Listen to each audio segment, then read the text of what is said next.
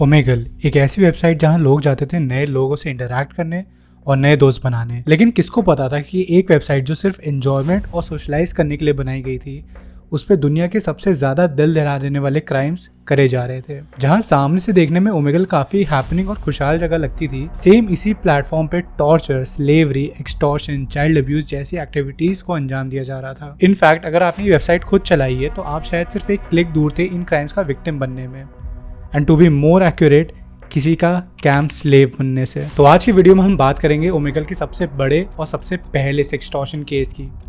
आज हम बात करेंगे ओमेगल कैम स्लेव इंसिडेंट के बारे में। ओमेगल की शुरुआत मार्च 2009 में लीव के ब्रूक्स ने करी थी। ब्रूक्स बस 18 साल के थे जब उसने ओमेगल बनाया था, विद एन आइडिया जिससे लोग स्ट्रेंजर से कनेक्ट कर पाए। इनफैक्ट ओमेगल की टैगलाइन भी टॉक टू स्ट्रेंजर्स है। अब ब्रूक्स का ओमेगल के पीछे का थॉट ये था कि वो इंटरनेट को एक रियल वर्ल्ड की तरह देखते थे। जैसे हम रियल वर्ल्ड में लोगों से इंटरैक्ट करते हैं, वैसे ही हम इंटरनेट पे भी कर सकते हैं। कई बार हम राह चलते अनजान लोगों से मिल जाते हैं and we like talking to them. Exact same way में ओमेगल प्रोग्राम था। यहाँ पे भी आप किसी रैंडम इंसान के साथ वीडियो कॉल पे आ सकते थे एंड उसके साथ इंटरैक्ट कर सकते थे। The idea sounds fun, right? But guess what, real life में बहुत ईविल लोग एग्जिस्ट करते हैं, and the same goes for the internet. Omegle अपने लॉन्च के बाद ही काफ़ी क्रीप्स और नटोरियस लोगों से भर गया था। इनफैक्ट अगर कोई इंसान ओमेगल पे जाता था, उसका अपनी स्क्रीन पे कोई अश्लील चीज़ देखना बहुत कॉमन हो गया था।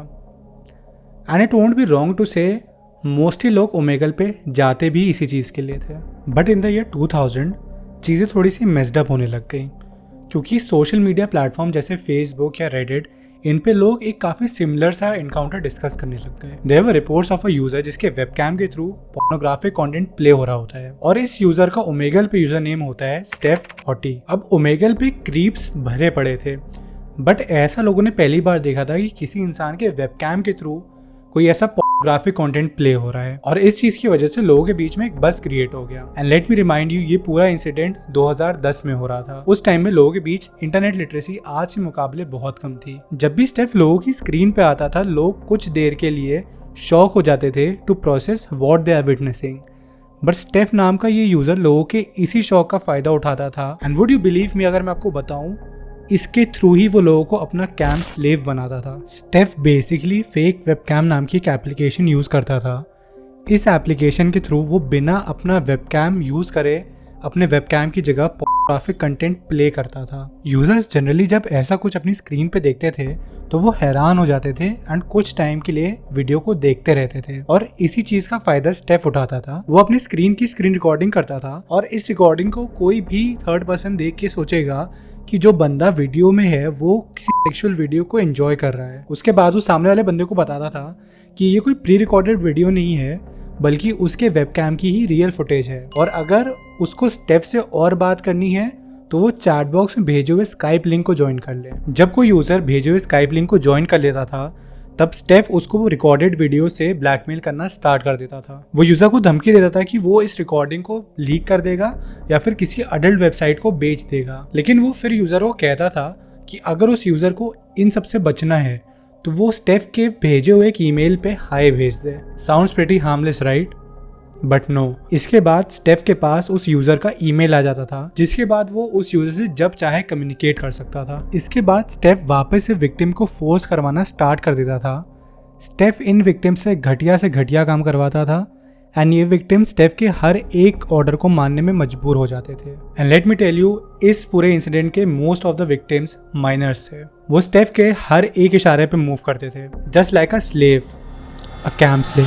एक बार विस्कॉन्सिन यूएसए में रहने वाला 15 साल का पीटर स्कूल खत्म होने के बाद अपने घर आता है। रोज की तरह घर आते ही वो अपने रूम में जाता है और अपने लैपटॉप में ओमेगल ओपन करता है। वो ओमेगल चला रहा होता है, लोगों से बातें कर रहा होता है, and he was having a really good time. But then he clicks to connect with the next person and he was shocked to see what he saw। वो देखता है कि स्टेफ हॉटी नाम का एक यूजर ज्वाइन करता है, और पीटर को लगता है कि स्टेफ उसके लिए कैमरे में सेक्सुअल एक्ट्स परफॉर्म कर रहा है। पीटर उठ के अपने रूम को लॉक करता है, स्टेफ से चैट के थ्रू इंटरैक्ट करने लगता है। कुछ टाइम बाद पीटर भी सेक्सुअल एक्ट्स परफॉर्म करने लगता है, और फिर स्टेफ उसको एक स्काइप का लिंक भेजता है ताकि वो दोनों वहाँ और बात कर सके। पीटर बिना कुछ सोचे उस लिंक को ज्वाइन कर लेता है और ज्वाइन करते ही वो देखता है कि स्टेफ का कैमरा ऑन नहीं है। वो स्टेफ को बोलता है कैमरा ऑन करने को, बिकॉज पीटर को लगता है कि जो चीजें ओमेगल पे हो रही थी वहीं स्काइप पे होंगी। 2-3 बार बोलने के बाद पीटर देखता है कि चैट बॉक्स में एक फाइल आई है। इस फाइल में एक वीडियो थी जिसमें पीटर सेक्सुअल एक्ट्स परफॉर्म कर रहा था while watching a pornographic video. ये देख के पीटर बहुत घबरा जाता है, मानो उसका पूरा चेहरा सफेद पड़ जाता है डर से। वो स्टेफ पे चिल्लाता है, स्टेफ को अब्यूज करता है और जैसे ही वो कॉल कट करके लीव करने वाला होता है, स्टेफ अपना माइक ओपन करता है एंड माइक से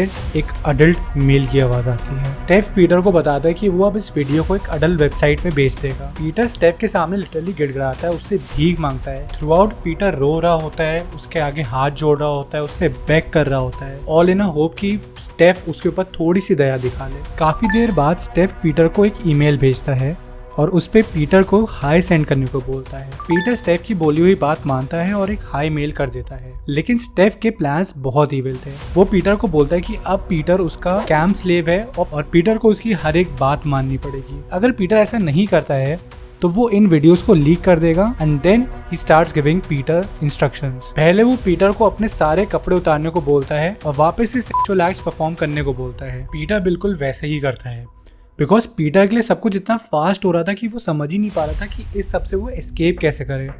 तो वो स्टेफ को बिना कुछ बोले ओबे करने लगता है। स्टेफ फिर पीटर को इंस्ट्रक्शन देता है एक मार्कर लाने का और उस मार्कर से अपने चेस्ट पे स्लेव लिखने के लिए, but this was not enough. Steph Peter को बोलता है अपने बॉडी फ्लूइड्स को खाने के लिए एंड अपनी चेस्ट पे रब करने के लिए and throughout Steph was recording Peter. Next day वापस से स्टेफ पीटर को वीडियो कॉल पे बुलाता है और सेम चीजें करने को बोलता है। पीटर वापस से स्टेफ के आगे गिड़गिड़ाता है, जिसके जवाब में स्टेफ पीटर के कुछ क्लासमेट जिसके बारे में स्टेफ को पीटर के सोशल मीडिया से पता चला होगा उनका नाम लेता है और बोलता है कि वो ये सारी वीडियोस पीटर के क्लासमेट्स को भेज देगा। पीटर सारी बातें मानता है एंड जब स्टेफ का मन भर जाता है वो पीटर को अपने किसी दोस्त को लाने को बोलता है from the picture he saw on Peter social media. और उस दोस्त के साथ स्टेफ चाहता था कि पीटर सेक्सुअल एक्ट्स परफॉर्म करे, बट इस चीज के लिए पीटर स्टेफ को बिल्कुल मना कर देता है। बट स्टेफ पीटर को धमकियां देता है और कॉल कट करके चला जाता है। पीटर बहुत घबरा जाता है,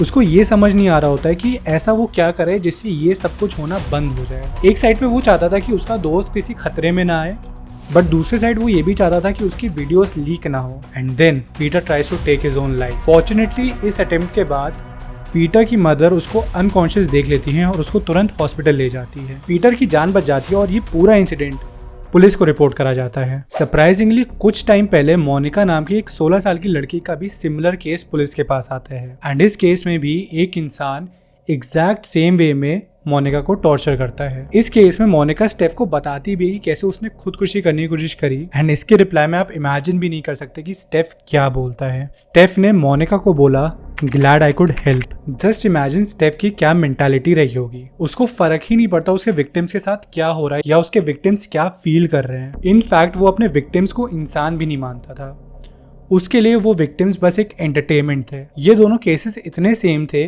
कि यहाँ पे कल्प्रेट के इंस्ट्रक्शंस और डायलॉग्स भी सेम थे।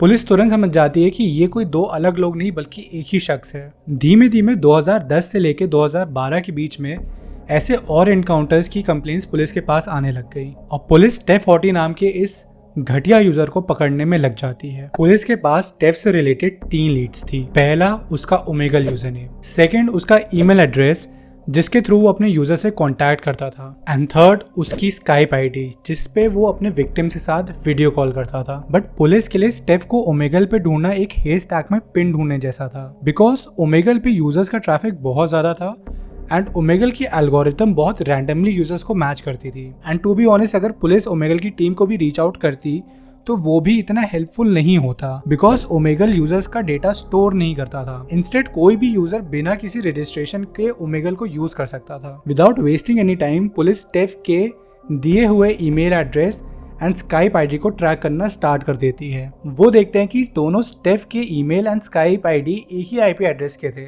और ट्रैक करे जाने पर सामने आता है कि ये आईपी एड्रेस ब्राजील के इंडियाना का था। यूएस पुलिस तुरंत ब्राजील अथॉरिटीज को कांटेक्ट करती है और उनको स्टेफ के घर का सर्च वारंट मिल जाता है। स्टेफ के घर में सर्च करने के बाद पुलिस एक कंप्यूटर सीज करती है जिसमें करीब 70,000 से भी ज्यादा माइनर्स की एक्सप्लिसिट वीडियोस और इमेजेस होती हैं। टेफ को पकड़े जाने के बाद पता चलता है कि उसका असली नाम रिचर्ड एल फिंगबाइनर है और उस टाइम पे वो करीब 40 साल का था। रिचर्ड कोर्ट में एडमिट करता है कि उसने इन बच्चों को कैंप स्लेव की तरह यूज करा है। उसने इन बच्चों को ब्लैकमेल करा सेक्सुअल एक्ट, टॉर्चर और काफी सारी ह्यूमिलेटिंग एक्टिविटीज करने के लिए। रिचर्ड ने बताया कि उसने 2010 से 2012 के बीच में करीब 11 माइनर्स को अपना कैंप स्लेव बना के रखा हुआ था और इन 11 में से 2 विक्टिम्स ने खुदकुशी करने की भी कोशिश करी थी। बट इन कैंप स्लेव्स के अलावा भी रिचर्ड के टोटल 147 विक्टिम्स थे, जिसमें से 20 आइडेंटिफाई कर लिए गए थे। रिचर्ड के ऊपर चार्जेस थे of engaging in an intentional, calculated and cruel sexual exploitation and extortion scheme targeting minors across the country. And Richard को टोटल 40 साल की जेल की सजा सुनाई जाती है for all his crimes. Richard L Finkbeiner के इस केस को फिंगबाइनर कैंप स्लेव इंसिडेंट के नाम से जाना जाता है और आज भी इस केस के विक्टिम्स केस क्लोज होने के 12 साल बाद भी सामने आ रहे हैं और ये ओमेगल का सबसे पहला हाई प्रोफाइल केस था। बट रिचर्ड के पकड़े जाने के बाद भी ऐसी एक्टिविटीज होना बंद नहीं हुआ। इनफैक्ट ऐसी एक्टिविटीज और कॉमन हो गई। ओमेगल पीडोफाइल्स और क्रीप्स का एक हब बन चुका था एंड फाइनली 2023 में ओमेगल को हमेशा के लिए शट डाउन कर दिया गया। लेकिन ओमेगल पे ऐसे और भी काफी सारे केसेस हुए हैं और इन केसेस के बारे में हम इस सीरीज के अगले पार्ट्स में जानेंगे। So that was all for the video guys. I hope आपको ये वीडियो अच्छी लगी हो। अगर आप ऐसे ही और वीडियोस देखना चाहते हैं तो इस चैनल को सब्सक्राइब करना एंड कमेंट्स में ये जरूर बताना कि आपके इस केस को लेके क्या थॉट्स हैं। मैं मिलूंगा आपसे अगली वीडियो में, तब तक के लिए बाय।